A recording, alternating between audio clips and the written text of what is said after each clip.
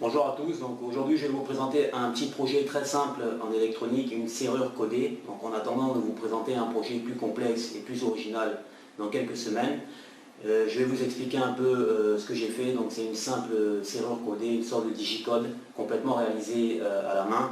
Donc il y a deux parties dans le système, il y a une partie programmation du microcontrôleur et une deuxième partie câblage des composants et montage sur la carte. Donc c'est pas une carte PCB, donc tout a été tiré à la main, enfin les fils électriques. Mais vu que c'est pas très compliqué à réaliser, vous pouvez le faire sans problème. Donc maintenant je vais passer à l'explication, comment ça fonctionne.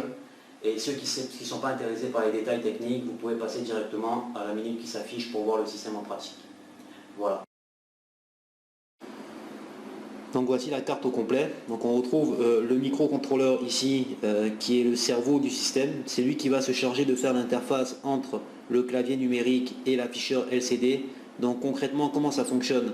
À chaque fois que j'appuie sur une touche, en fait, il va reconnaître directement grâce à son programme quelle touche a été appuyée et l'afficher directement sur le LCD.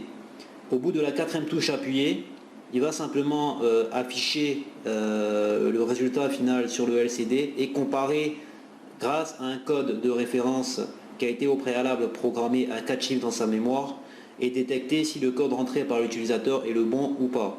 Au cas où le code rentré est le bon, il va activer un motoréducteur ici piloté par une interface de puissance constituée d'un L293, lequel va simplement permettre de générer suffisamment de courant pour pouvoir faire tourner le moteur. Parce que le microcontrôleur n'est pas capable de sortir plus de 10 à 20 mA par broche, ce qui fait qu'il ne peut pas faire tourner même le plus petit des moteurs.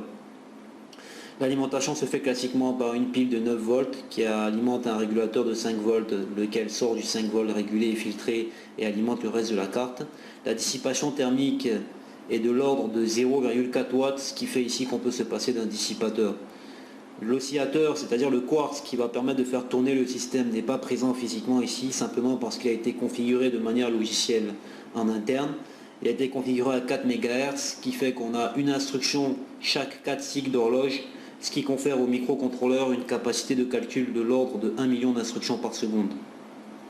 Au cas où le code rentré n'est pas le bon, au bout de la troisième tentative, il va activer un système d'alarme constitué d'un buzzer ici, pour nous avertir par exemple qu'un intrus est rentré dans la salle alors qu'il n'était pas autorisé.